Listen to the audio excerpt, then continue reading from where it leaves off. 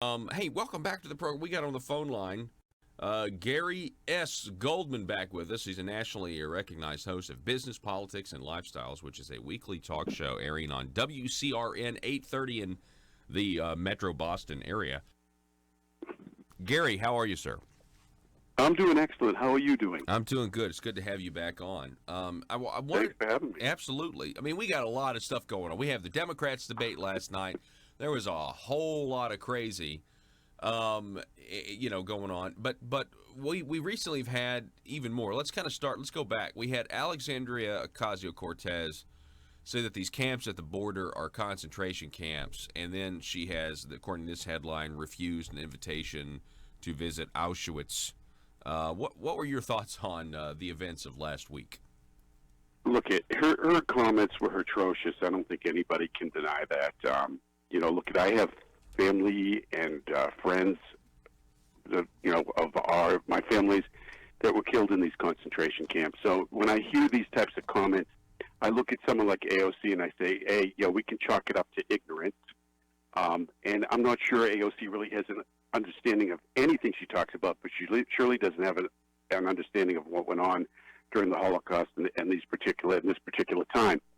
Her refusal to go to the camp, to learn something does not surprise me, because everything about AOC has nothing to do with, with learning. It's all talking points. It's all trying to use metaphors to connect the dots that do not really connect, to just bring a subject matter into light. And she doesn't care about the collateral damage involved in what she does. And this is one particular situation where she's done that. And look, she usually can back her way out of it, and one way or another with more ridiculous comments.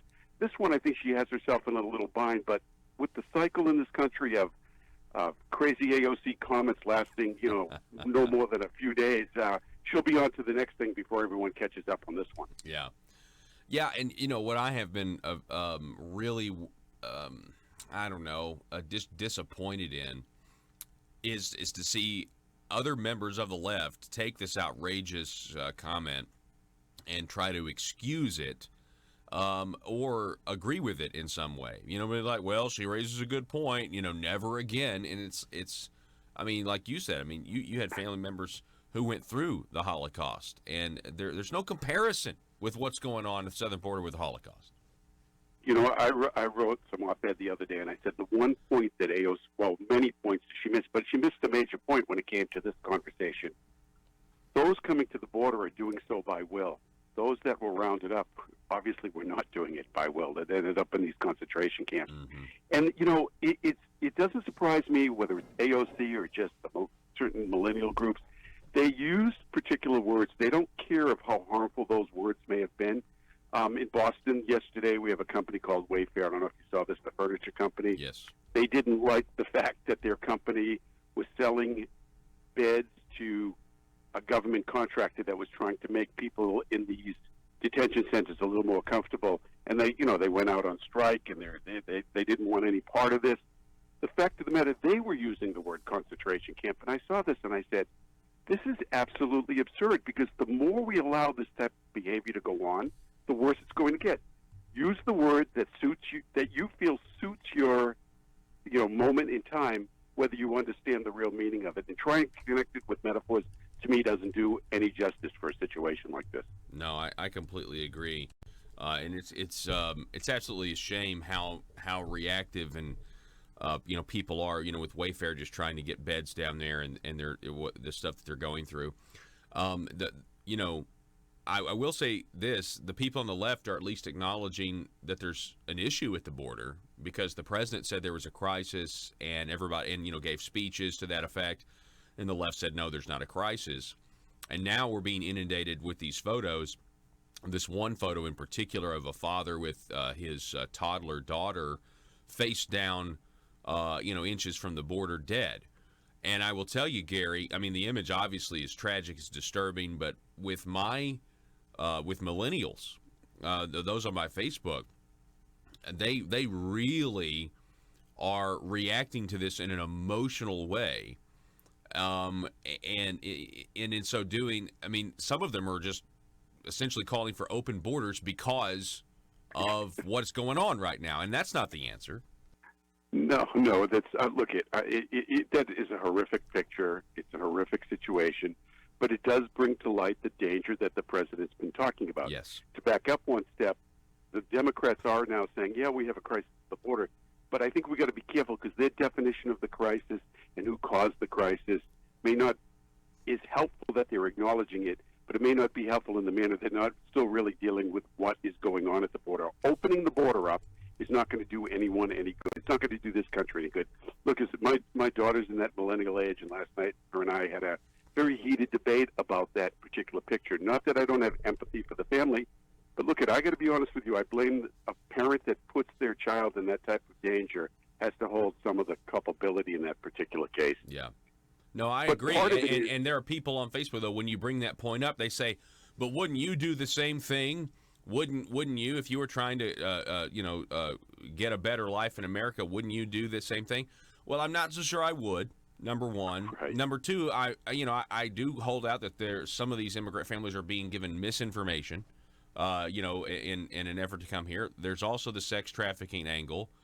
But, there's some, I will tell you this, there are some of these immigrants that want to come to this country and leave their children here and go, you know what I mean, with the whole anchor baby situation. And now to me, that's very odd because I'm not sure what parent would want to do that, would want Right. to leave their family here. Yeah, no, I agree with you. And, and I think you're right. They may be being sold the wrong bill of goods to come to this country. And, look at the Democrats, all the last few days, especially ramping up to these obnoxious, crazy debates, is the great American giveaway. Every one of them, what do we want to give away? What do we want to give away? And when we talk about immigration, I was thinking of this morning. We bring they're okay, bring all these people into the country. It's a constant flow. Bring them in, more votes, whatever. But look drive around some of the cities and towns in your community. I don't know, and I do in my own community. And I look at people that are here illegally, that are waiting to, I'm not sure, hopefully they're thinking someday they're going to get, some sort of amnesty. They don't look like they're trying to do anything better for themselves. They don't look like anything better is happening for them. All we're doing is creating conditions that they've experienced. And I know sometimes when I say this, people get mad at me in their own countries within certain cities and towns and neighborhoods within our country. Mm. And I don't see how that is bettering the United States of America. Nor should we open borders. What country just has open borders? Once you give up the sovereignty for your country, you control sovereignty through your border system. We cannot just have open borders and people walking in and out. And when we listen to these politicians as they crying because they saw that picture, they should have been crying months ago when this conversation was first, really brought to light. Yeah, on this whole situation and I keep harping on millennials because technically I'm a millennial, although I'm barely one, and I don't like to be put in that category. But I think to myself, can you imagine what millennials would do today if we dropped the bomb on Hiroshima and Nagasaki? And if you go and you look at Truman's logic behind that, it was the fact that in order to take, the Pacific Theater, in order to actually do what we needed to do, it was going to cost a ridiculous amount of American lives going island by island. And it really gets down to, well, I've got this technology in the war right now. Okay, so and I don't have to sacrifice any more American lives. And it was this concept of, you know what? Honestly, because we're talking about Americans, it's not worth one American life if I can save American lives and end the war. That was the logic that was behind it, and what a decision it was. I'm glad that I didn't have to make the decision, but I think the right decision was made. I mean, you know what I'm saying? I don't want to make a direct comparison between that situation and the border, because obviously we're not talking about enemy combatants or anything else, but we are talking about the economic prosperity of Americans who are already here, and we're talking about people who can't take care of themselves right now, who are Americans, and they're entitled to those services, in my opinion, before somebody who is not an American, because I still believe in the concept of a nation state, but yet, that seems to be offensive to to some young people and those on the left today. It's very offensive. And, you know, look, I know people through programs that I volunteer on, that their parents work, they work very hard. Kids share beds. They don't have a single bed, you know, for each individual in their home. And we're willing to give taxpayer money. I mean, whether it's a government contract or not, it's irrelevant. It's our money to do this for those people that are trying to get in here. There's something wrong. There's something wrong with the whole thought process. But to get on to another point that you were talking about, could you imagine last week if the president did send missiles into Iran? Wow. And there were people killed? I mean, the backlash from millennials and groups like that this country would have been in turmoil for several days, if not weeks. Yeah. It's just crazy. The whole thought process is crazy.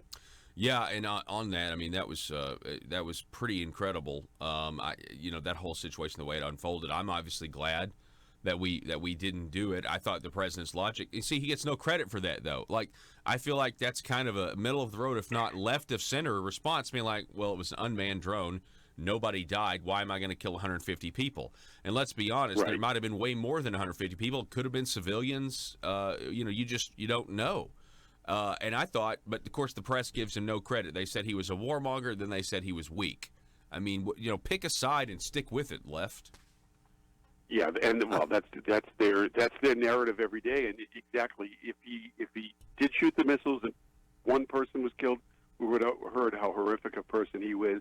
Then you heard how weak he was, but they do not give him credit. That took a lot of willpower. You know, when you have that power to, defend what you feel is, something that happened against this country, and he had the willpower not to do that. I give him a lot of credit, and I think it's all part of his master plan. I think, truthfully, behind doors, he's trying to get some communication open with the Iranians to resolve this, because, unfortunately, if something else happens, it may not turn out that way. I agree, and, I was listening to Senator Rand Paul say, military confrontation is more likely. Then, of course, my foreign policy, the one I've always advocated is one, not really a boots-on-the-ground foreign policy, but if you do have to do it, you send the planes over there. You send the plane over there. You bomb them back to the Stone Age, and you come home. And that seems to be what the president's mentality would be, at least at first, if we did get into a confrontation. But I'm like you, Gary. He does seem to be wanting the diplomatic route. He's kind of using the same line he used with North Korea in terms of Iran could be economically a very prosperous country, but they've just got to stop, trying to get a nuclear weapon so they can hold a gun to the world's head. Yeah, and I say this on a regular basis. Iran, who I feel is the largest subcontractor of terrorism in this world, they may not do it themselves, but they, hire out third parties, and we had nothing to do with it. This all has to come to an end.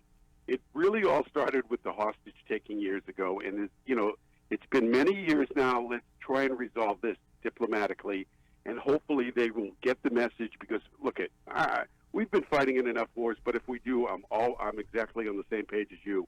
We fight it through the air and from the sea, and if we have to at the end go in, you go in, and that's why I think it would be so devastating to that country. Yeah, I think you're right.